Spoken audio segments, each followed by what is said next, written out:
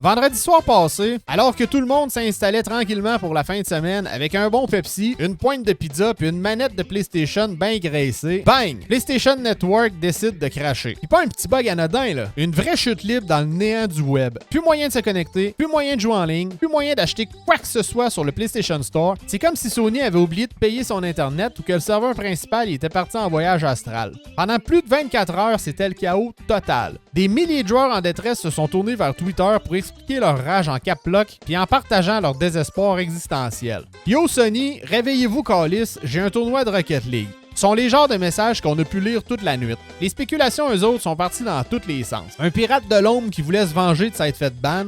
Une attaque d'os pour nous rappeler que le gaming, c'est une illusion. Un stagiaire qui a débranché un câble par accident en cherchant une prise pour charger son sel. Mystère. Sony n'ont pas trop donné de détails, préférant lâcher des phrases vagues du genre « Nous sommes conscients du problème et nous travaillons à le résoudre », qui veut souvent dire « Personne ne sait c'est quoi qui se passe ici, puis on panique ».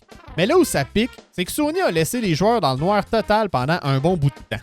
Pas de vraies explications, juste un beau bordel où t'as aucune idée si ça revient dans 5 minutes, dans une semaine ou dans presque un mois comme en 2011. C'est pas comme si on payait un abonnement PlayStation Plus. Les abonnés auraient quand même aimé un petit message du genre « Yo, désolé la gang, c'est la merde ici, mais on bosse dessus ». Finalement, quand le service est revenu, Sony ont offert 5 jours gratuits de PlayStation Plus aux abonnés. Yes.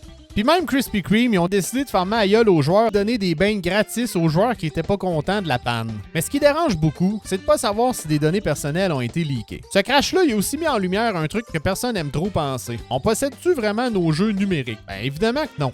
C'est même pas discutable. Parce que même certains jeux solo étaient inaccessibles à cause des DMR qui exigent une connexion Internet constante. Bref, cette panne-là, ça nous rappelle que dans notre monde ultra connecté, si les serveurs flanchent, t'es juste un gars avec une console à 800$ qui peut rien faire avec. Au final, le PSN est revenu, la vie a repris son cours, et les gamers vécurent heureux jusqu'à la fin des temps.